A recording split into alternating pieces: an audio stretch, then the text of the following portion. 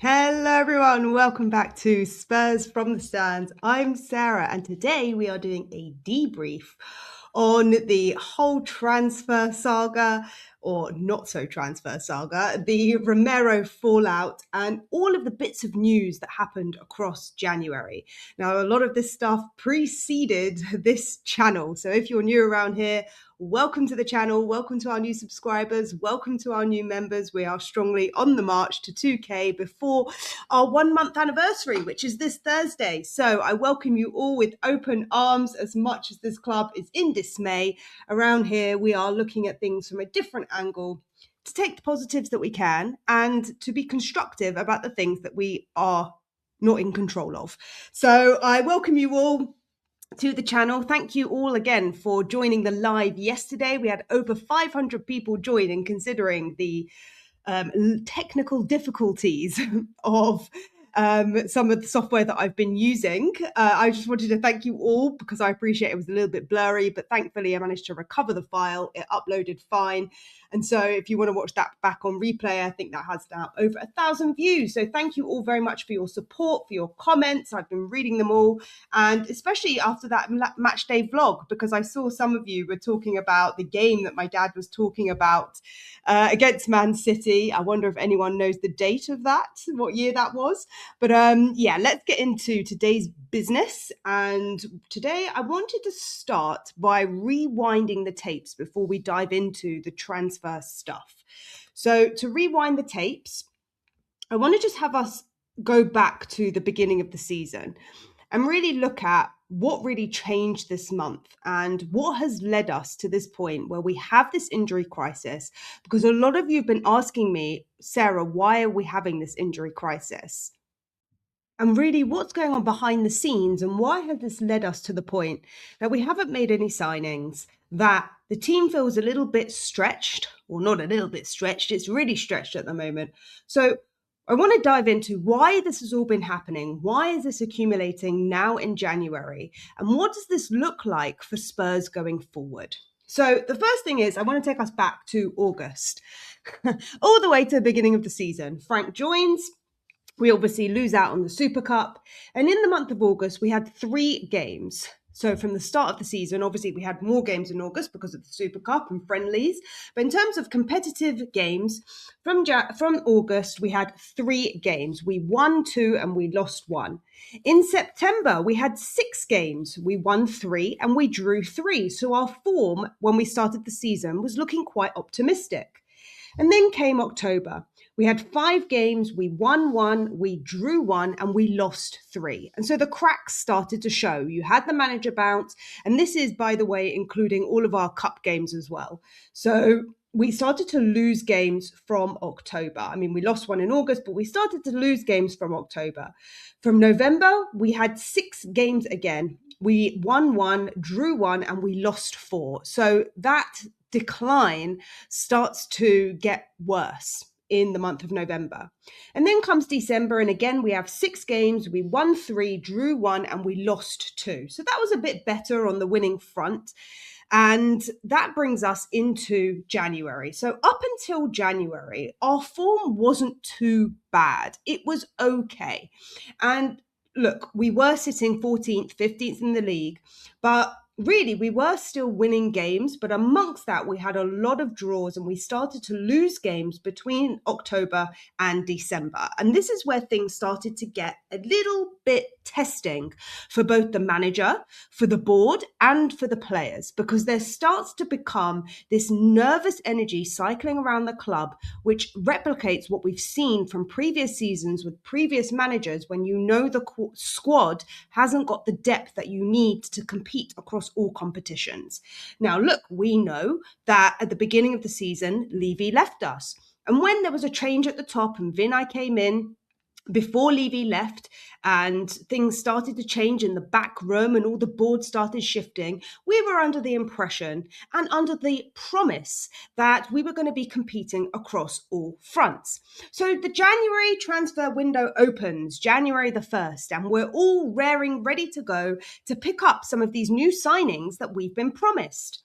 January the 1st, the window opens. Now, off the back of a win at Crystal Palace on the 28th of December, at that point, Bergvall was injured. And on the 1st of January, we have a typical New Year's Day game, which ends 0-0 against Brentford. And this is where the tide starts to shift, because we beat Brentford in December and the narrative around Spurs starts to get worse. We have 8 players out for this game: Maddison, Simmons, Kulu, Solanke, Bissouma, Sarr, Bergvall and Udogie. The day after that game, Johnson gets sold. Johnson gets sold the day after that game, in a game where it wasn't the best performance. The team is stretched in terms of injuries. And the first thing that we hear is we are selling our top goal scorer from last season. On the 4th, 3 days later, we go and play Sunderland. And the draw ends 1-1, and Davis has his goal. So congratulations to Davis again. And on that day, Kudus goes off injured and Odeberg goes off injured. Bergvall comes back in for that game. So our 8 injured players becomes 9, even though the personnel have changed. Now, I have to emphasize at this point, in the month of January, there are 9 games to be played. 9 games. Actually, it's 8 games, but including the game that was on the 1st of February, that's 9 games. So that's an average of 1 game every 3 days. So we've gone from having 6 games a month to an average of a game every 4 to 5 days to having a game every 3 days with 9 players out injured. 3 days later, on the 7th of January, Spurs go and play Bournemouth away. Odeberg comes back into the fold, and on that day, Bentancur and Bergvall get injured, and they are then out of the squad, which makes a total of 10 injuries. So already, as much as personnel has shifted in terms of the injuries, we now have more injuries than when we started in the first place. So at this point, we have Kudus out, Odeberg's back in, Bentancur and Bergvall are out, in addition to the players that I previously mentioned. Now, there is reason why I'm telling you this, because off the back of that Bournemouth game, there was an outcry from fans. There was an absolute outcry. Now, you guys might think that this started after the West Ham game, but no. This started on the 7th of January. And I know that because on the 8th of January, I start this channel. And the reason why I started this channel is because at that point, everyone starts to look at Frank. Everyone starts to look at Frank and starts ripping apart his tactics and ripping apart his gameplay and the fact that it's not working. And the lens is being focused on Frank, despite the fact that ENIC have sold our top goal scorer. And at this point, we now have 10 players out injured. And I encouraged you all at that point to look at the bigger picture of things, to look at ENIC and the board and what's really going on behind the scenes and why we keep seeing this pattern in the bigger scheme of things for the past 25 years. At this point, Romero then comes out on the very same day that I start this channel, January the 8th, the day after the Bournemouth game. And for those of you that might have forgotten what happened, because we're going to talk about Romero and his latest antics, but he then comes out on the 8th of January and as a reminder to you all, he said, apologies to all fans of who follow us everywhere, who are always there and will continue to be. We are responsible. There is no doubt about that. I am the first, but we will keep facing up to it and trying to turn the situation around for ourselves and for the club. At times like this, it should be other people coming out to speak, but they don't. And of course, we know that he retrospectively edited this post. As has been happening for several years now. They only show up when things are going well. And you will see from what I'm about to tell you why Romero's statement is true. We'll stay here working, sticking together and giving our all to turn things around, especially at times like this. Keeping quiet, working harder, and moving forward all together is part of football. All together, it will be easier. Spurs official. So we have this note from Romero. We've sold Johnson. And I'm just checking, on the 10th of January, 3 days after that Bournemouth game, 3 days after the fallout of Frank's tactics being scrutinised and the squad depth being pushed to its limits, Tottenham go and play Aston Villa in the FA Cup. It's the 125th anniversary, of which they have a special memorabilia shirt that they are wearing for this game. Solanke plays his first 7 minutes since May last year. Ritchie goes off injured, and there is no Romero in the squad after he has come out and made his statement. Now, whether he really did hurt his big toe or whether he went on strike, we will never know.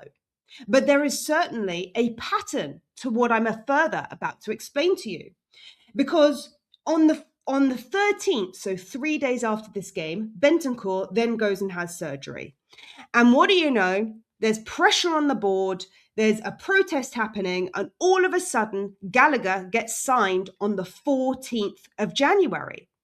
And so it's no coincidence that on exactly the same day, Paratici announces his departure from the club. Now, Paratici, as I said at the time, I made a video on that day, which in retrospect has not aged well, because I started that video saying, everybody have patience because Spurs always signs players. And this is why I'm going to tell you why the situation is so much worse today than it was under Levy. I'm about to demonstrate that to you. But Paratici leaves, and so he leaves us with this parting gift of Gallagher. Now, supposedly, Paratici is working behind the scenes. Supposedly, Paratici is not leaving until February. However, Fiorentina starts signing players. They have 5 new players, 5 new loan players. And what do you know? One of those is one of our own, in Solomon, who is now on loan to Fiorentina. So things start to get a bit fishy behind the scenes. People start questioning, why are we not bringing in players? We've brought in Gallagher. This is mediocre, but where's the rest? One day after that, on the 15th, Rafi gets his announcement to start as sporting director coming in February. In addition to that, we had the announcement of John Heitinger, who joined the coaching staff on the very same day. We are now at the point of mid-January. We have signed our top goal scorer. We have sold our top goal scorer, and we have signed Gallagher. The guy in charge of all of the transfers has decided that he's going to leave the club and is going to work under ENIC, supposedly, for the next 14 days. However, I would beg to differ in that fact, because what transpired later is very little movement. And on the 17th of January, we received a letter from Vinay in the match day program of the game against West Ham. Now, this letter was a letter of intent, not just from our new CEO Vinay, but also from the board, stating that they would back our manager. They stated their intent to strengthen the squad, to strengthen the club, that everyone was aligned behind the scenes. And so we go into the West Ham game knowing that we are stretched, knowing that we have 10 injuries, knowing that the situation is getting progressively thinner on the ground. And in this game, Romero decides to make a statement, and Romero scores his second goal of the season. Now, coincidentally, that game, Paulinho has got a knock, and he is also out. Davis, off the back of scoring his goal against Sunderland, he also gets injured and goes off in this game. Thankfully, Udogi is on the bench but not played. Bergvall is back in the squad, and Bissouma is back from his AFCON leave. So by the end of this game, we still have 9 players out injured. Sarr being off on AFCON, Paulinho, Kulusevski, Madders, Bentancur, Kudus, Ritchie, and now Davis, who then proceeds to have surgery on the 19th of January. So we are now approaching the final week of the window. And there are no murmurings. There are no sales. There is nothing coming in. And where all the fans are shouting, we have just lost against West Ham, where the hell are these signings? And so everyone's looking now to the board. The focus begins to shift because that game is terrible. That game was the bottom of the barrel for Spurs. Vicario slips up, he concedes a late goal, and the atmosphere is intolerable. It is absolutely insufferable. Fans are inconsolable. Nothing can be done to, I guess, bring about any hope off the back of that West Ham game. And so that then leads us to the 20th of January. Just 3 days later, we proceed to play Dortmund at home in the Champions League. And what do you know? Frank publishes a letter before this game off the back of Vinay's letter stating that he is going to support Frank. Now, we know how that West Ham game went because the stadium erupted in calling for the sacking of our manager. And what do you know? From all these promises of signing players, we hear nothing. And ENIC, the spineless board that they are, decide, most likely, that they're now unsure about whether Frank should be here or not. Now, it's either that or it's complete incompetence at this point to be able to sign players because the guy who was in charge of signing players in Paratici has now vanished off the face of the earth and is now sitting probably in some beach in Italy. And so the 20th comes, and what do you know? Frank changes formation. Spence goes on the wing. Things pick up. We start to get optimistic about the future. And what do you know? Romero scores. Romero again in a statement goal scores, proving yet again his importance and his message to the board not to doubt him, not to doubt his judgment, not to doubt him in calling out this club. Now, whether that's a good thing or not that he called out the club, we're going to talk about that in a little bit. So Frank has this letter. We managed to get it over the line. And in this particular game, in addition to all of the injuries that we already have, Van de Ven is suspended, which makes a total of 9 players out. 4 days later, we go to Burnley. And what do you know? We draw 2-2. Off the back of Dortmund and all that high and all of that motivation that we've got, we draw to Burnley. And what do you know? Romero scores again. And so does Van de Ven. Our 2 most prominent centre-backs who are the most opinionated leaders in our group. In the leadership group, Romero and Mickey Van de Ven are the 2 most dominant voices. In this game, Bergval's out. And thankfully, Sarr is back and Van de Ven is back. So we are now down to only a merely 8 injuries. And this continues because on the 28th of January, we play Frankfurt away in another 2-0 win. And what do you know again? Romero gets an assist. Do not doubt his involvement in the club is his statement to the board. Spence plays left wing because we'd seen in the game before, maybe there was something in it. And Mwani scores for the first time. Now, at this point, I should also mention that Solanke is back in the squad and he has made a 7-minute appearance in the previous game. However, Van de Ven is out and Porro is out, although at this point, we don't know why. Paulinho, thankfully, comes in to balance the books for us, and so we are down again to just 9 players out rather than 10. And for our 9th game during this transfer window, on the 1st of February, we play Man City. And what do you know? For this game, not only do we have Kulusevski, Madders, Davis, Van de Ven, Bergval, Bentancur, Kudus, and Richie off. We also now have Porro, Danso, and Spence all out injured. And coincidentally, Romero goes off injured after what I think was, I think Romero goes off injured in that game. Sorry, he wasn't injured, he was unwell. Romero goes off unwell at half time, bringing our total number of players out to 12. 12 players out. Are these players on strike? Are they on sick leave? We will never know.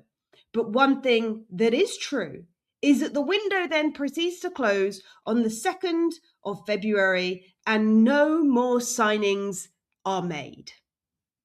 Now, I should mention, of course, we had James Wilson and Sousa signed, 2 youngsters who are coming into the fold, which are what one might say under Lange's remit, because he is the guy who is in charge of the youth and the academy, or at least he was until Paratici announced his departure.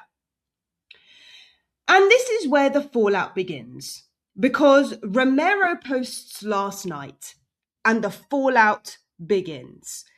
And so Romero's statement,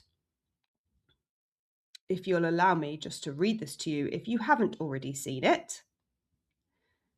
Romero's statement last night. Great effort from all my teammates yesterday. They were incredible.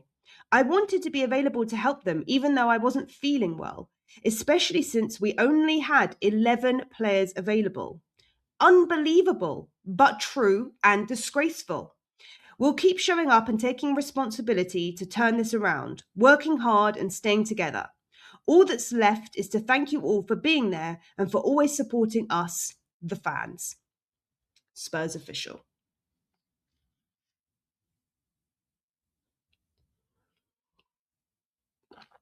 And so, chaos ensues. Chaos ensues.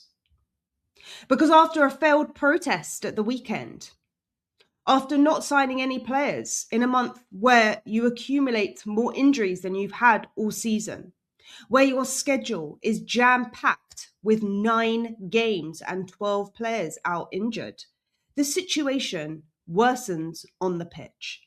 Now, behind the scenes, the question then starts getting asked, well, what is going on behind the scenes? Why have we bought no one? What has Lange been doing?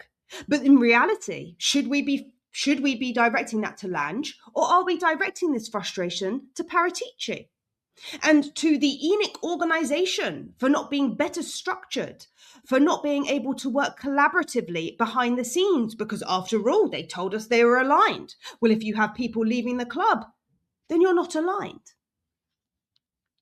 And on top of this all,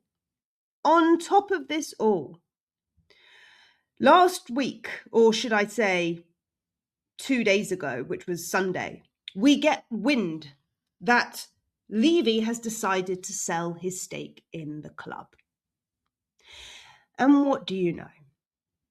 Paratici, hey boss, just so you know, it's a bit of a shitstorm over here at Tottenham Hotspur Way. I've decided to leave because I can't work alongside these idiots, and so I'm going to be taking some time away from this club because, quite frankly, this is not the direction that I want. I can't work with these guys. I'm moving back to Italy, to Fiorentina.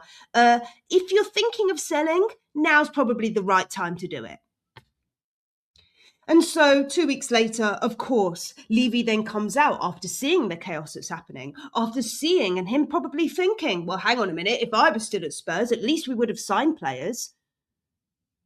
And for those of you saying, well, it can't be any worse than under Levy, well, hang on a minute. At least we bought Dross under Levy. Now we're not buying anyone. Now you could say maybe we're waiting until the summer. But from all the evidence I've shown you over those last 9 games in the last month, to me, there is no evidence to suggest that this board have any kind of backbone at all. Because if they had, they would have stuck by their word. If they had a backbone, they would have stuck by Vinay's letter. He would have put his money where his mouth is. Because not only was there 100 million sitting on the table, we've now qualified for Champions League and sitting in the top 8. So we know there's additional prize money. Now, you might counter-argue this, and you might say, well, hang on, Sarah, no other club has made much movement this transfer window. The only club that really has done anything is Man City. Arsenal have done nothing. Liverpool have done nothing. Even Chelsea, who always buy kids, they've done nothing. But they're not Spurs. They are not sitting 14th in the table, and they do not have 12 injuries as of making this video, and I think around 6-7 of which are long-term injuries. 2 of those players are not even named in our Champions League squad, and the likelihood is they're not going to be, because at the point of making this video, we have 2 days to rename our Champions League squad and make any changes accordingly. And so, my question to you guys out there is, where do your frustrations lie? Who do you put to blame for all of this mess? And to you, is Romero part of this problem? Because let's face it, as much as he's coming out and he is fully COYS, Romero is fully Spurs. However, let us not forget, he is the leader in that dressing room. What kind of an example is that setting to your fellow teammates by you being sick, by you going off and not playing in that Villa game? Maybe he's genuinely injured, but something feels off to me.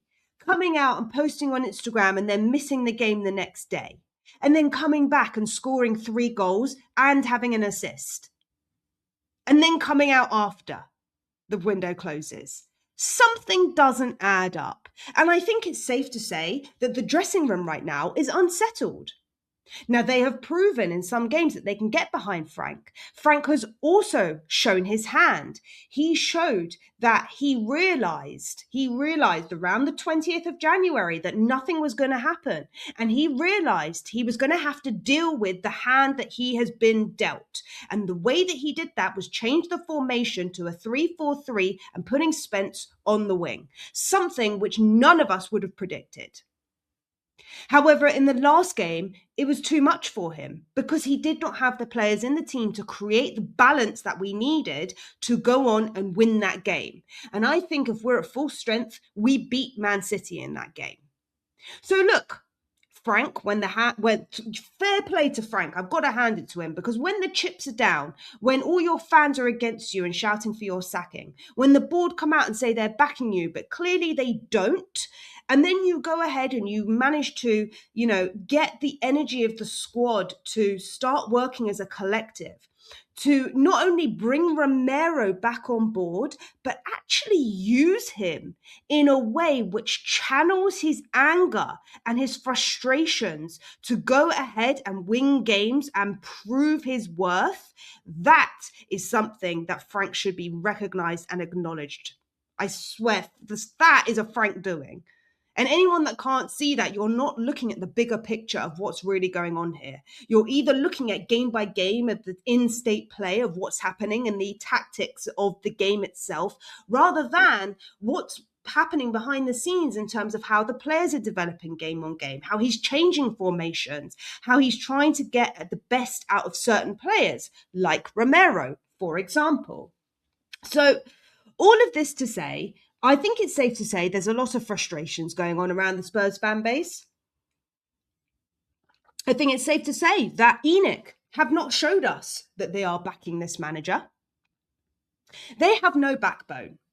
And so it does not matter whether Ange was still here, whether we bring back Pochettino, whether Xavi Hernandez, Alonso, whoever is going to come in next, they will never be backed under this board. They won't be backed. And that is both down to a lack of execution in the plan that you set out. People are saying they don't have a plan. They have a plan. They just don't have the balls to execute it. They do not have the balls to pay £50 million for a player in fear of it going wrong, because they have been stung so many times in the past. They don't want to be the culprits. Unfortunately for ENIC, they are the culprits. They are the culprits. Because this is a situation that's been going on for a quarter of a century. Frank has not been here to see it. Us fans, we know what's been going down behind the scenes. It makes my blood boil. It makes my blood boil, because you lot think that Pochettino is going to come back and he's going to be our saviour. I mean, what's he going to do with this squad? No more than Frank is now. And besides which, his era has been and gone. You know, you can't romanticize about these old managers who are going to come into this mess. And you know what? The only reason why Frank was hired in the first place is because he was seen to do amazing things at Brentford with quality, which is not as good at Spurs. So, hey, he's the cheap option. He's the cheap option. You pay him more, but you can pay the players less. Just makes me so angry, honestly. Fuming. Because this whole club is a mess, and it stems from the top. It is from top down. And if you're not looking at it a hierarchy, then it's from the inside out. All of these mistakes on the pitch, the fragmentation, the injuries, the misalignment, the lack of logistics on game day, this all comes from the top. It comes from the business side. And the business side, the infection that they have is spreading out onto the pitch. It's spreading out into our fan base. This toxic culture that they are creating is not the fault of the fans. Now, look, people are saying that fans need to get behind the team, but I'm also of the opinion that the team need to show us something in order to rile up the fans and create that support. In England, this is how sport is, not just at Spurs, but across the Premier League. And so the expectation that they have for fans to be loyal, die-hard fans without anything to give us the inspiration that we are on the right path is deafening. It's naive. It's so naive. They just can't see it. They're holding the cards and they don't have the balls to spend it. And so, look, you might still be Frank out. You might still think at the summer window that there's an opportunity to get Frank out and we're going to completely restructure. But there will be another excuse. There always is another excuse with this board. Because they don't know what they're doing. They don't know their left from their right hand. And unfortunately, now that Levy's gone and now that Paratici's gone, we are in a way worse state than we were on January the 1st. I don't know Rafi. I don't know whether he's going to do anything for the club. But I wouldn't be surprised if Lange goes in the summer. And that will set us back yet again. Because come summer, there's going to be some questions. I mean, unfortunately, because our fan base is so divided and we can't see truthfully what's going on, people are getting blinded. People are getting blinded by the manager cycle. And so they get stuck on blaming the manager for the in-game tactics without considering the fact that you have 12 players out injured. It's madness. It's absolute madness. And so if you're one of those people, I would say to you, listen to this, consider it. And feel free to write in the comments if you think that I'm wrong, if you see it in a different way, because we all see things in a different way. But sometimes we needed to zoom out and take a step back and go, hang on a minute, what's really happening here? Because when we project it forward and we think about what is the path of Tottenham Hotspur? Okay, so summer comes, you bring in Pochettino. What does that mean? There's no season 3. This is season 1. So what, next year you're going to have season 1 again? What happened? What's the parameters? Have you moved the goalpost? You said you wanted to compete on all fronts. So if we don't finish in the top 8 and we don't get European football next year and you're not competing, you give it to the next guy. You just pass the buck. No responsibility. No responsibility whatsoever. And do you know what? That video, which is going to come out from Lange and Vinay, is going to be a whole lot of rubbish. It is going to be a whole lot of rubbish. We set out to buy players. We were looking, but there was no one on the market and it wasn't the right time. And we want to make sure that they're the right players. Don't give me that rubbish. I already know what's coming. I can see through you. We can all see through you. We know what you're playing at. And if that is the case and you're saying you had the intention, well, then you're just not very good at your job, are you? You're just not very good at your job. If you can't buy players and your one job is to buy players, then you're not doing a good job. Do you agree? Do you disagree? What do you guys think? Anyway, look, I can have this rant for days. I've been having this rant for years. It's just now that we've got the Spurs from the stands. And you guys can hear my thoughts and see my thoughts and see other people's thoughts. Because there are many, many other channels that are going to spin this in very different ways, but we're all in agreement. But it's the lens that you look at this with. Because let's say now we move this forward. What does the rest of the season look like? January was a hectic month, and there will not be another month like this for the remainder of the season, because this month we know that I think we have 3 more games to play, hard games at that. Come March, we only have 4 games. This is one of the lowest game months that we've had this year. Now, there might be a Champions League game in the mixer, but I'm not exactly sure of the dates. But there will most likely be a couple of games in that March period. So let's say we bump that up to 6 games in March. At the moment in April, we only have 3 games. And so it depends if we progress in Europe. If we don't progress in Europe, come April, there will only be 3 games. And so with May, because there's only 4 games in May. And that's when the pressure will then be back on the manager. Because then what people will say is, you're still losing games and you're only playing 3 games in April. And that then gives the board more weight to fire the manager. It then gives the board more leverage to fire the manager, more excuses for not signing players, and an opportunity, a window of opportunity then for them to then decide that they're going to fire the manager in the summer, because we know they're indecisive and they probably still haven't even made their decision. And so the rest of this season is going to be a lot quieter than you've seen this month. That's for sure. This has been the busiest month in terms of schedules. It's been the busiest month in terms of movement and the board and what's been going on behind the scenes at Spurs. And that can't be underestimated. What's happening off the pitch is affecting what's going on the pitch. It's disrupting the players. It's disrupting the squad. And it's disrupting the coaching staff. And as I've said, I'm giving Frank credit. I'm giving Frank credit. I'm giving Xavi credit. I'm giving Udogi credit.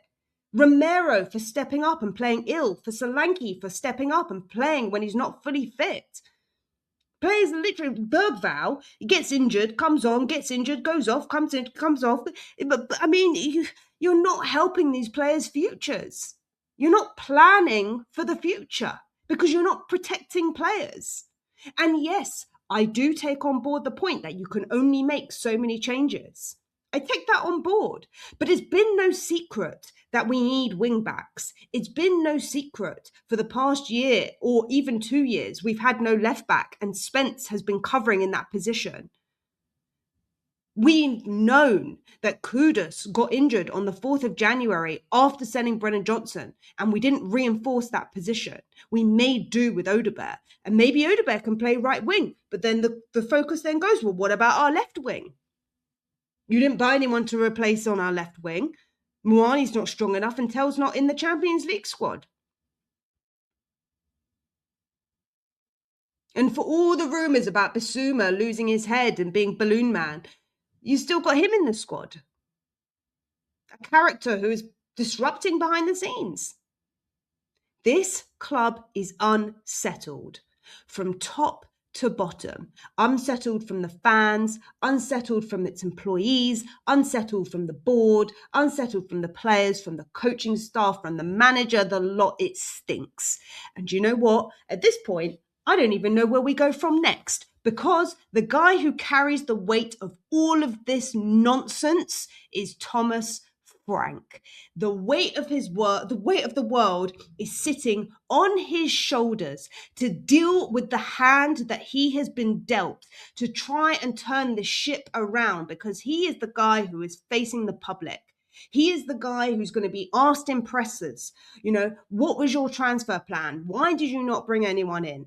It falls to his feet because Vinay and Lange, they cannot stomach it.